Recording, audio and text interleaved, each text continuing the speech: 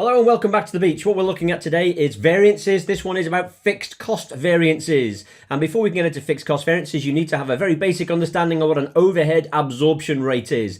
Now, the overhead absorption rate is the way that we basically spread all of our fixed costs across all of our levels of activity. And the OAR, the overhead absorption rate, is calculated as budgeted, notice the emphasis on budgeted here, budgeted production divided by budgeted level of activity. So the budgeted production overhead, which is your fixed costs, so your budgeted production overhead divided by your budgeted level of activity. So this could be budgeted fixed costs divided by budgeted levels of production, or it could be budgeted number of hours or budgeted number of kilos of materials to use. And what this now means is we determine how much of a fixed cost provision we're going to make based on this overhead absorption rate. If the level of production overhead is different from the budgeted production overhead, if the level of actual activity is different from the budgeted level of activity, it now means that we make a different provision, which means the amount that we've provided for may not be correct. And that's where you can end up with these types of variances. Now, there are different steps you need to do within this type of fixed cost or fixed overhead variance analysis. The first step is to have a look at the difference between your actual fixed overheads and then the amount actually absorbed. So we're looking at the actual fixed overheads and then the amount actually absorbed. This will give me my total variance. So what I'm looking at is my actual expenditure at the top, and the very, very bottom of my pro forma. What we're going to have is the amount of overheads actually absorbed. That will be actual production multiplied by OAR per unit. Now that's really important. So let me say that again. So the amount of overheads actually absorbed will be actual production multiplied by the OAR, overhead absorption rate, per unit. So work out your OAR per unit. There's your bottom line of your pro forma. The next step is we need to slot in the original budgeted fixed overheads. And what we do here is we slot in the original budgeted fixed overheads in the middle, because we've got the top line and the bottom line from step number one. That now allows me to calculate an expenditure variance and then also a volume variance. Now the expenditure variance, is used if you're going to use marginal costing or absorption costing. If you're using marginal costing, that's all you do. So if you're using marginal costing, that's as far as you need to go. You do not need to get into the volume variance. The volume variance is only important to me if you're using absorption costing. Okay, Ed, that makes a little bit of sense, but this volume variance, that doesn't really tell me an awful lot. Let's think about how we can split this down into two more variances. So the original budgeted fixed overheads and then the flexed budgeted fixed overheads, the difference there will be actual production multiplied by OAR per unit at the bottom. It will be the original budget, which is budgeted production multiplied by the OAR per unit is my original budgeted fixed overheads. The difference there is my volume variance. That volume variance gets split down into a capacity and an efficiency variance. So this will be split down into a capacity variance and an efficiency variance. And it's all dependent upon the driver that we're going to use. So it's all dependent upon the driver we're going to use to try and work out the actual activity, which is my actual hours, multiplied by the standard rate per hour, which is my overhead absorption rate per hour. So the standard rate per hour is my OAR per hour. That's really important. And I'm now going to come together, put all these different steps together into one big pro forma. This is quite a chunky pro forma here, guys, so you do need to make sure you're very careful with this. I would be very tempted to pause the recording and write this next slide down as well. You have got actual fixed costs compared with your budgeted fixed costs gives you your expenditure variance. If I'm using marginal costing, that's as far as I go. If I'm using full or absorption costing, I now need to calculate my capacity and my efficiency variance. And remember that my capacity plus efficiency variance equals my volume variance. So I've got budgeted fixed cost compared with actual hours multiplied by my standard overhead absorption rate per hour, which comes from my standard cost card.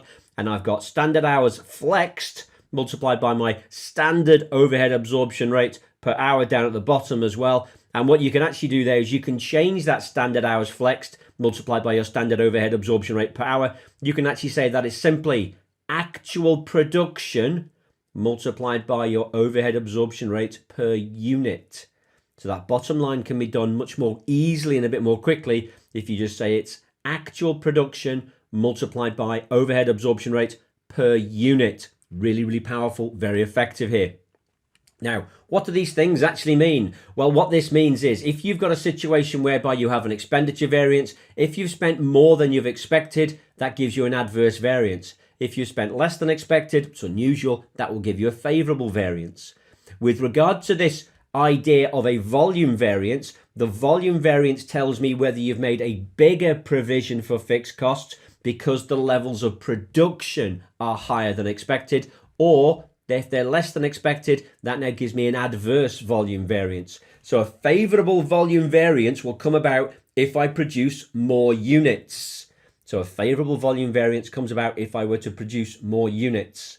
However, this volume variance will be split into capacity and efficiency. So let's actually see how the numbers crunch their way through. Here's an example. We have got original budgeted fixed costs of $100,000. We've got actual fixed costs of $108,000. So there's going to be an expenditure variance.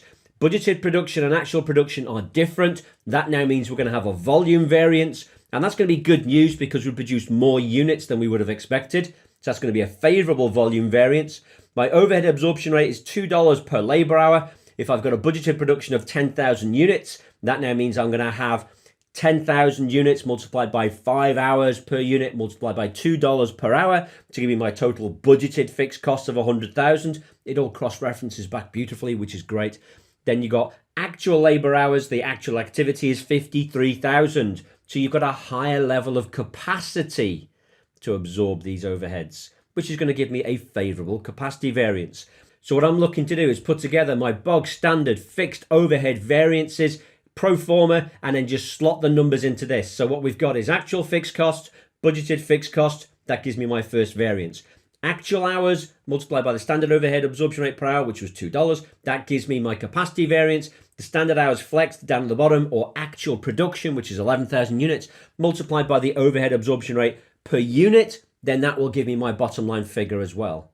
Okay, so if we actually put some numbers into this now, what we have is the following.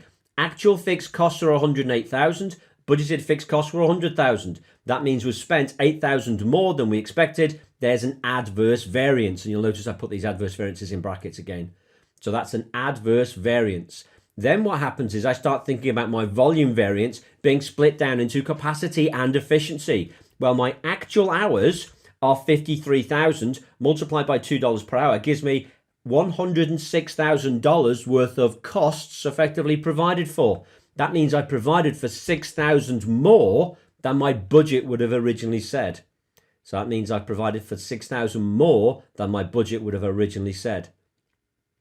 If I now look at my standard hours flexed, what I have is 11,000 units of production multiplied by 5 and by 2. What I could then do, I could actually say it's 11,000 units multiplied by an overhead absorption rate per unit of $10, and that gives me $110,000. That now means I've provided for 110,000 when I only needed to provide for 106. That now gives me an extra favorable variance of $4,000. The 6,000 favorable plus the 4,000 favorable gives me my overall volume variance, which will give me $10,000 worth of favorable variances.